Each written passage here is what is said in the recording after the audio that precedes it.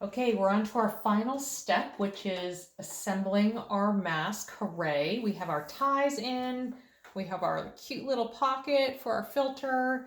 So you have this open end here, which is where you reversed and pulled your mask inside out. So the first step is on the front facing mask side of the mask, not the side with the pocket. That's where we're going to do our pinning, okay? So you want to just tuck in that seam. You know, I do it by holding it really straight, tucking it, and then just secure it with a pin. All right, good. So you don't, that way you'll make sure you get it nice and shut. I also, again, this is a time when you could press the top edges, but I'm so lazy about that and I really don't like doing it. So I just pull it shut. Actually, I'll put 2 pins in there and then just secure a pin near that seam, those 2 seams.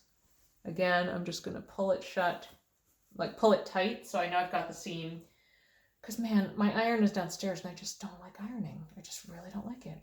Okay, so this is the front of our mask. Now the next thing you want to do, you've got your 2 pins just to secure the top of it. You've got 1 pin just to secure the bottom opening that will just sew shut. And now you want to make the pleats. And the reason the pleats are important is, there are some tutorials where you have an elastic and it just bunches it all down, but I don't know, it wasn't working for me. The pleats are the best design that works for my family, so that's what we're doing. So you're gonna have 3 pleats, and I recommend starting in the center, and you want to be mindful of your seam on the other side, and you want your pleat to be facing down, like the fold to be facing down. So see how the fabric is facing down? And I would pin it a little bit further out, so not right on top of the seam, mostly because it's hard to get the needle through, and then you can just leave it there. So you'll see I've got 1 pin right here. I'm going to repeat. I'm going to find the seam on the other side where the pocket is. Get that nice and tight. Okay, so we've got our first pinning. And now this way you can easily see the midway point to do the next 2 seams, okay?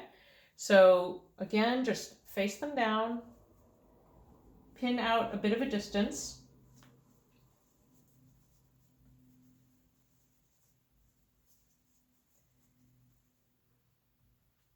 I can't wait to I ordered some new pins because all of mine are so bent and wonky and it's super annoying.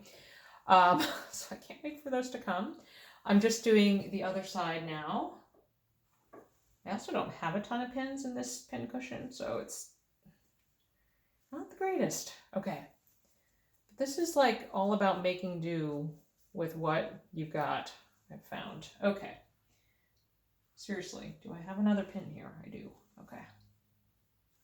All right, so you can see, I don't have this totally folded over here, it doesn't matter, but you've got 3 pleats on each side. So for some reason, I just always start in this bottom corner here. So I'm going to turn the mask around and we're going to put the machine needle in on this corner and start sewing around the side. I go in maybe a 1/4 inch, a little bit less. I toss one of those ties to the side. Your needle, you can use the guide rail of having the foot of your needle be against the end of the mask. Lower your foot, lower your needle. And this is where you want to be really careful and go slow over these pleats because there's a lot of fabric. And here's where I will also recommend, if you have not replaced your needle in a while, that would really help. I had a horrible sound coming out of my machine, like a hammering sound anytime I used it. It was just the needle was super dull. As soon as I changed it, like everything got better. So just go really slow over this first side.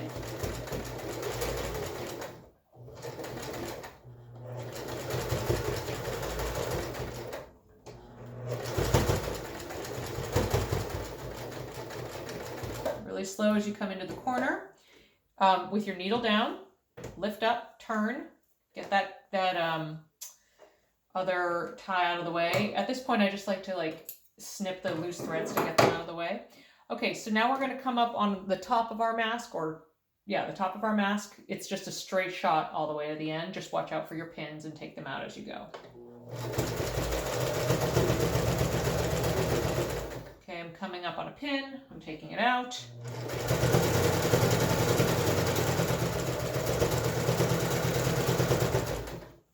Coming up on my second pin, taking it out, and just be mindful of your pleat needles and, you know, as you go along here, and go all the way to the end.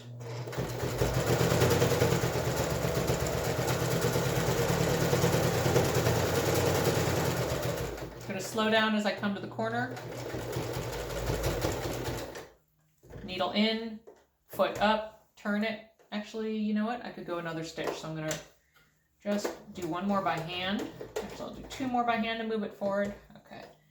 Turn it, flip that other tie back, lower the foot. Now it'll be a little easier because your pleats are facing down, but again, go slow over this side.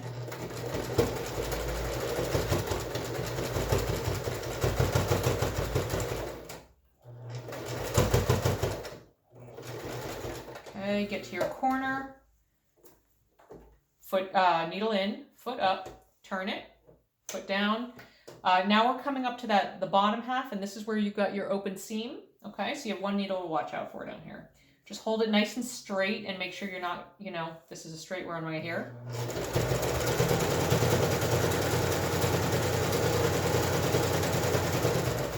Okay, I'm going to take this pin out and hold it straight so we make sure that seam stays nice and shut.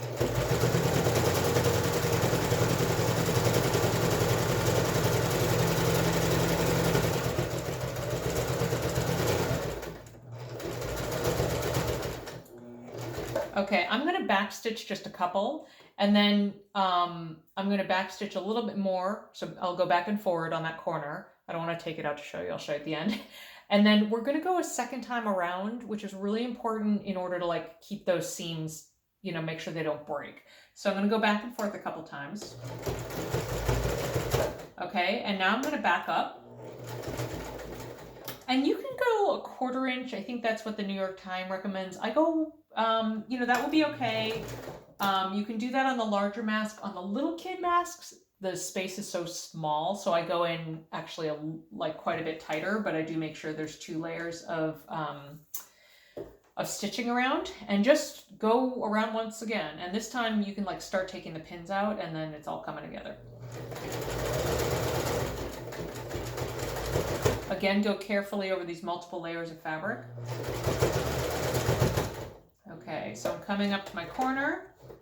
I'm going inside the existing seam. Needles in, foot up, turn it. Actually, I could go a little bit, one more, so I'm going to go one more just by hand. Okay. All right, and now I'm going to just take these pins out because I don't need them anymore. And also, that way I won't run over the seam on this top level. Just make sure that's nice and flat. And I'm just going to go straight down to the other end.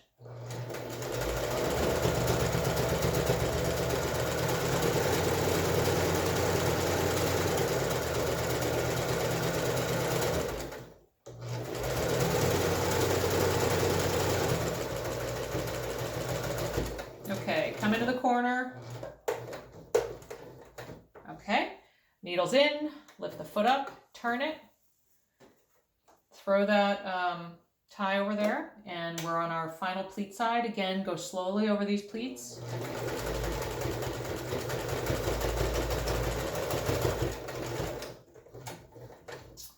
All right, last turn.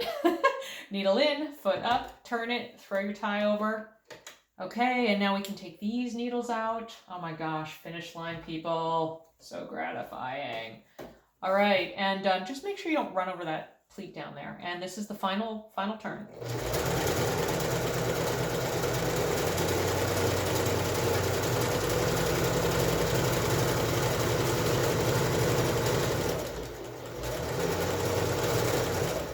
Okay, now important, backstitch back and forward, go a couple times, because that'll really secure your tie. Okay. Oh, you know what? I lost my bobbin thread for this last little bit, so I'll have to redo that.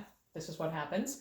But look, okay, we've got 3 pleats. I'm going to try to show you. I hope you can see this. You've got two, you've gone around twice to really reinforce that seam. So pretty. And then this last step is I take, for these large masks, I just take a coffee filter, cut it in half, and stick it in there. If you want to see it, I'll show it to you.